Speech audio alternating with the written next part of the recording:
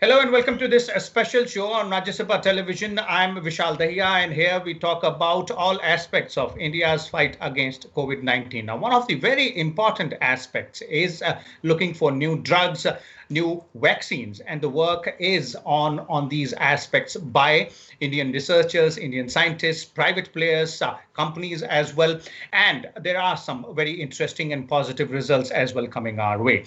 One important ingredient of this particular aspect is the fact that there will have to be regulatory clearances, and there is a regulatory mechanism in place. Today we are going to talk about how this regulatory mechanism works and how this can be further made more significant or more seamless in terms of bringing it to the global standards, as well as bringing some reforms, if at all they are required. And for this, we joined by a distinguished panel of guests. Let me first introduce them to you, beginning with, we have Dr. V.G. Somani. He is the Drug Controller General of India. We also have with us Professor Y.K. Gupta, a well-known pharmacologist and a former dean and head of pharmacology in All India Institute of Medical Sciences. And we're also joined by an industry representative here, Mr. Pankaj Patel. He's the chairman of Zydus Cadila. And welcome all of you, gentlemen. Let me begin with you, Professor Gupta, and let's start by understanding the regulatory framework or regulatory mechanism which is in place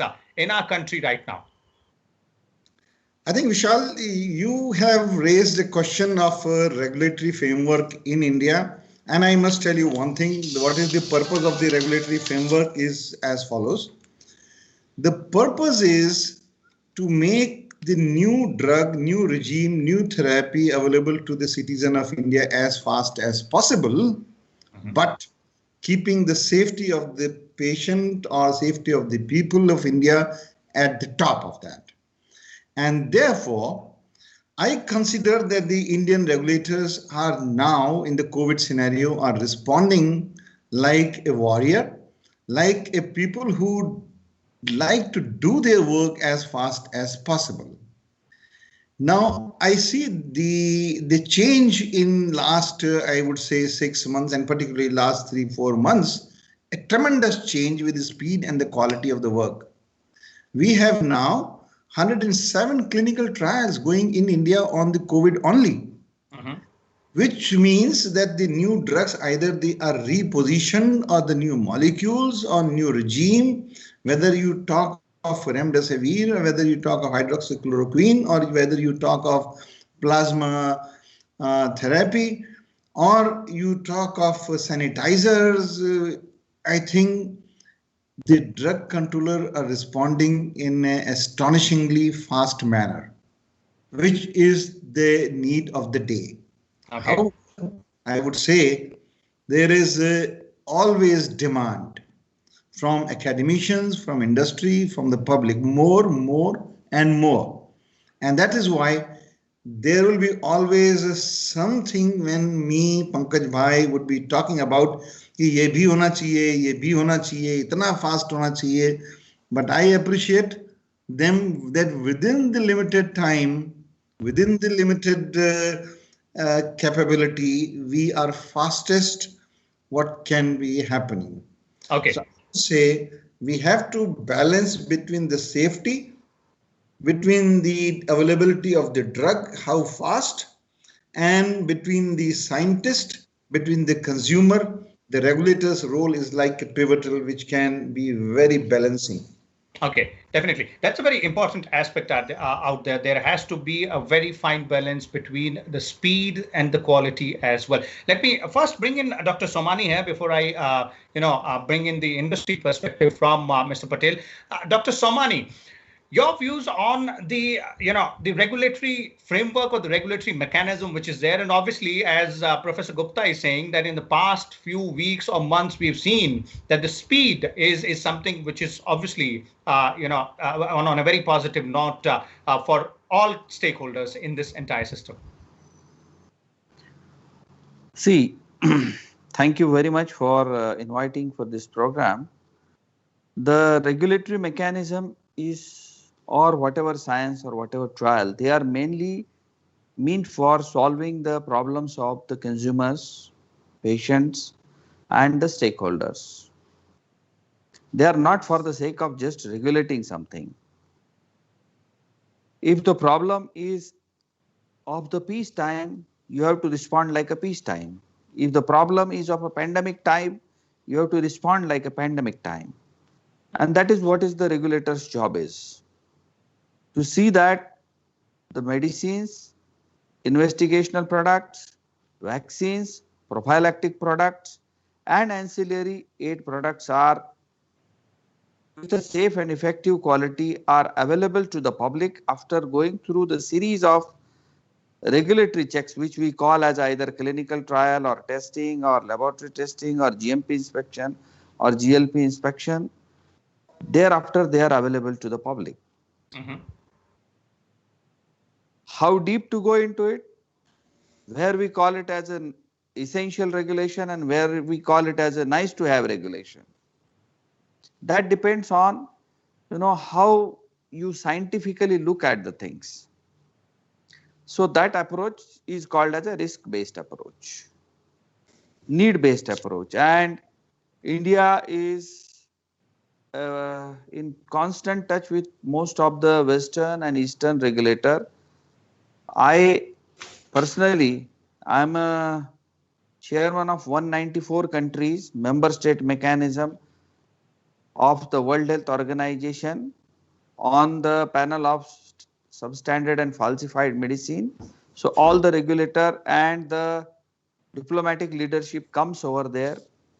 They listen to approaches taken by the India very carefully and they take the cognizance of it because India supplies to 40% of the globe, including the Western world. 195 countries medicines and our vaccines goes. Entire supply chain of 40% of the world is dependent on India because 16% we ourselves are. So we have tried to make our regulatory system a properly balanced, not exactly copying what US is doing or not exactly copying what EU is doing or what exactly copying what Japan is doing.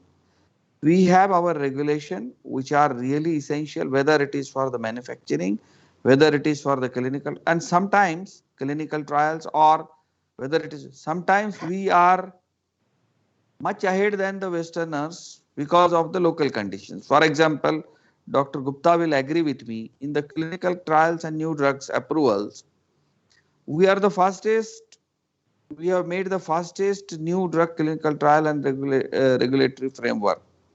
But in that, some of the things in the patient safety, we have included the mechanism for ensuring the compensation by the regulators to take care of the subject, participant, and because there are people who may not be having so much of knowledge, who will take care of them, and they cannot go for a class action for themselves into the court, or they cannot also go even to the consumer courts. For them, the regulator will stand by them, but it doesn't mean that regulator will act as a hurdle for the research. Ethical research, quality research, ethical production, quality production with a consumer protection and taking all stakeholders into consideration and consultation and taking a risk-based approach and the best approach. That's how on 19th March, there was not a single trial going on the COVID. On 19th March, there was not a single testing kit available in India. From 19th March till date, we have worked day and night conducting so many committee meetings on the Skype, more than 200 committee meetings, more than so much of assessment in the laboratory inspection, and today we have 225 testing kits available, 225 suppliers, manufacturers and importers of testing kit available in India just within 70 days. And as Dr. Gupta said, we have 107 trial going on, starting from any kind of, whether it is a immunological product, vaccine product, prophylactic product, repurposed drug, covalescent plasma, stem cells, and you name anything, and The Okay. actual data will come from our country.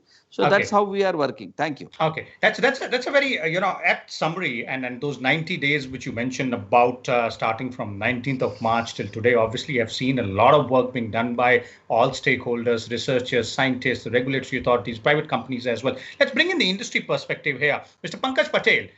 Your company is involved in a lot of research as well, development of drugs and vaccines as well, and you have a long-standing experience with the Indian regulatory framework also. How do you view, or how does the industry view the regulatory framework which is in position right now, and the work which has been done in the last 90 odd days by the regulatory authorities in terms of making it fast, quick, as well as ensuring the quality?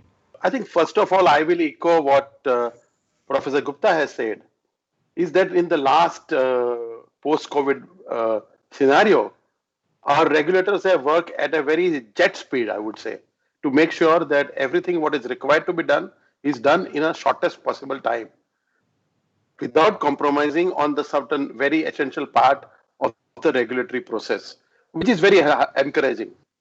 The question comes to everybody's mind that COVID is here, but someday it will go. But what we learned out of COVID, can that be a kind of a regular practice? That is the way I would see the next things to happen. Mm-hmm. But if I see from a long-term perspective, there are 5 things which I believe are important. First is the whole complexity involved in regulatory process, as it has happened during this time, should be now become a new normal. And that's why the regulatory process has to be revised in a way that whatever we have learned out of COVID and whatever is relevant, we can implement. I think Government of India has already formed 2 committees which are seized of it and working on it. The second point is that the review process also has to improve. So online review by more capable people, having a better expert committee and things like that were to happen, so that we meet the global standards, which is called ICH standards. The third is that we have to increase the capacity and capability of the regulator. Mm-hmm. Capacity from a perspective that we have limited staff and limited resources available with the regulator. So we need to really strengthen that regulatory manpower, number one. And second is that also some infrastructure might be necessary to do it online, do it more lab testing, quicker testing, and so on and so forth. The fourth thing is that why we are doing this, there has to be more transparency, which is the need of the hour. And if we implement the digital gateway and through digital process with transparency can also be achieved very clearly. And the last is that while we are doing this, what is going to be very important, that this difficult time of COVID, research or innovation has become a very important part. Mm-hmm. And that's why it is required that currently, because of historical reason, number of things where regulators are involved, not only DCGI but others, in terms of approving research projects from the beginning till we reach to human clinical trial. Mm-hmm. Globally, nowhere in the world, regulators get involved till we reach the human clinical trial. So I think there is a need to really see that regulatory process can be simplified so that only when we reach to human clinical trial, it's a time when regulatory approvals process should get involved. Balance, the scientist and the research institute should be encouraged to do more research, more experiment to make sure that we have more and new innovative remedies available for our people. Okay, those are very significant suggestions, Mr. Patel. Thank you so much. And I'd like to bring in Dr. Somani on this. For all these aspects, as Mr. Patel has pointed out, Mr. Somani, revising the review process of the complexity involved, enhancing the capacity or capability, but most important is the approval for research projects as well. That's a very significant suggestion coming in there from the industry. How can we move ahead on these, Dr. Somani? This is a really very important suggestion that while in the beginning stages of the research, our CSIR, IITs or any research private institute or the industry, they should feel encouraged. they should not be subjected to various kinds of whether it is online or offline, multiple window or single window. They should not be subjected to any kind of windows with regards to permissions and with regards to going ahead is concerned. Only thing is that they should be able to prove the funding agency that they are coming, they are able to do something which has a deliverables in it. That is a very good suggestion.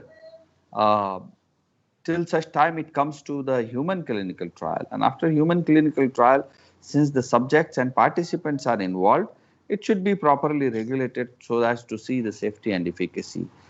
And for that, whatever review process, infrastructure building, definitely if you compare US FDA with our FDA, US FDA is having a population which is much lesser than us, but they are having a 15,000 manpower with them of their own, and we combinedly, we at CDSU are having 5,000, and rest of the not 5,000, 500 technical manpower plus 300 in the laboratories, and similar is the case in the state government. There must be 1,000 people in the inspectorates and 500 in the laboratory. So we are hardly 2,000, something like that.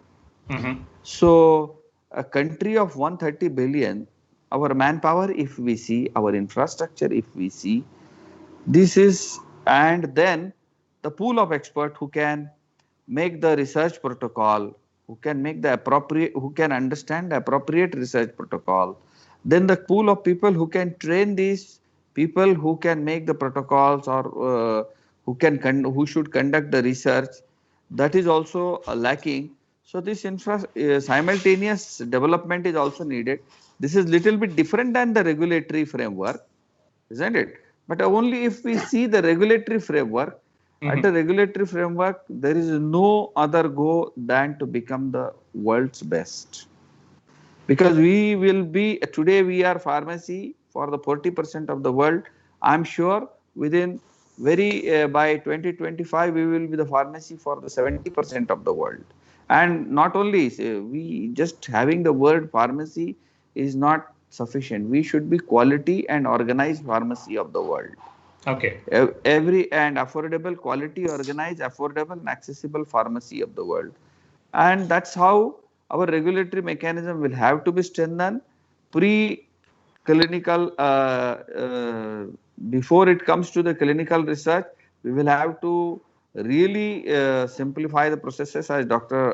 Pankaj ji said and Dr. Gupta ji said, and that we believe in, and we have to become the best in the world, and the standards are as per in line with the international practices. We have done that in the new drugs and clinical trial. We have done that in the medical devices, and we are moving towards it. Now, development of capabilities, capacities, better reviews, training, this process should speeden up. Thank you. Okay. Professor Gupta, your views on those suggestions, and as Dr. Somani pointed out, the way they can be implemented, the suggestions which came in from Mr. Patel here, the industry representative. Would you like to add on anything, or the ways these can be done? Yeah, I would respond to your first question, that how we handle the research projects, because I have been reviewing the research projects submitted to ICMR, DST, DBT, BIRAC, SERB, and we have specific calls for COVID-related projects. In ICMR, where I am chairing the committee which is reviewing the projects submitted, more than 400 we have reviewed, and we found many are interesting, but majority of them are requiring refinement. So what is important, what Somani ji and I also said, there is a need for training of academicians in GCP, good clinical practice, GLP, good laboratory practice, GMP, and also sensitizing them to regulatory policies, so that when they start the research, they also have in backup of their mind that what data and how the data will be required, which will be useful later on. That's number one. Okay. Number two, as far as drug regulation is concerned, the need of the day is the policies should be science driven. Very correctly, we have a large pool of experts. But I would say maybe after 1 year or 2 year, which our Pankaj Bhai said, that what we learn from this, every question, every statement of OECD or WHO should become a question. We should ask why we need 50 animals, why we need rat, cat and mouse, all the three. Can this be done in two? The purpose is simplification without losing any safety concern. Can we use alternate animals also for safety? Can we generate the capacity of the animal toxicity in India more so that we do not go out of India for doing just capacity building, just for getting testing done in dog and cat, which is becoming difficult but required by regulatory process? Is it a must? If it is a must, why should not we have capacity in India? Why should the drug development get delayed just because of that? The clinical trial, when you do it, should be as simple as possible rather than as complex as very difficult to understand by expert like me. And that's what myself and Somani ji also always say, that we must make the regulation as simple as understandable to lay person. Today, incidentally, the regulations are such that you have to have an expert to understand it. Even the expert will require another expert to decipher what does it mean. And in the last 2 years, in fact, I was chairing the GCP revision committee and the new regulations committee. And our main emphasis is be practical, be India centric, be as simple as possible. Lastly, I would say in India, what is lacking and what is most important is academia, industry and the regulatory disconnect must be bridged. Idea which generates from academic institution should be taken up with industry. The industry which it has a pool of expertise should also flow to the academic institution.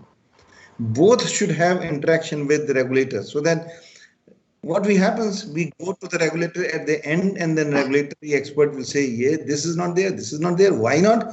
This should be included in the beginning of the discussion. Though pre-IND meetings have been, but I think this is a very good things which are flowing now. And committees have been made. Pankaj Bhai is heading that core committee. I am also, and Somani ji also member of that. So we are in a very positive direction for that. That's a very interesting point out there, Professor Gupta. And I'd like to bring in Mr. Patel on that. Bridging that gap between academia and the industry as well, ensuring that the research and innovation has a free flow, and the overall concept of making the regulations simple, practical, and India-centric, as Professor Gupta said. Mr. Patel, the roadmap from here onwards. So I think it's I think the point is that currently there are no coordination happening between academia and industry, academia and government research labs. And I think there is a need to create a platform. And this is all called for an ecosystem which is supportive to do innovation. And I think the way we appraise people, the way we monitor their performance should be such that these kind of initiatives are increased much more. Industry would always have a vested interest to get into this because they get product out of it and they can ultimately commercialize it, make sales and profits. So industry will be always very keen to make that happen, but it's not happening as it should have happened. And why it is not happening? Currently, we are all studying it, but we know that we need to create a kind of a win-win alliances for people. One of the important things is that if I am working in a research lab or if I'm working in a university, if I come across something and I develop a product or a project, I should be allowed to work in that institute, at the same time float a company to commercialize it. And then I can really get funding and things to happen. In that, industry may also come in at some stage and then acquire that company and things happen. That is what we see happening in the Western world, and similar kind of environment should happen in India as well. Now, we know that some of them could be a government servant. They have learned and done things because of their job being there. But at the same time, making them incentivizing by this way, we would actually encourage many people to do lot many things. I think there is no dearth of talent. India has enough talent. If you go to Western world, any research laboratory, 30 to 40% scientists working there are of Indian origin, graduating from our great institutes. So the question would be here is very clear for us. How do we encourage our scientists to make this happen? Okay. The second part is we talked about Dr. Gupta talked about the science. I think ultimately we are in this medicine is a business is science. It's very science based, and anything what we do has to have a strong and rational scientific approach to make that happen. Because ultimately we want drugs, but we want safe drugs and we want efficacious drug, and that is very important. And that's why stronger regulators are important. Unwanted regulation should be removed, and that's the way the motto should be, so that we have quality product available, we can supply to our people and also people throughout the world.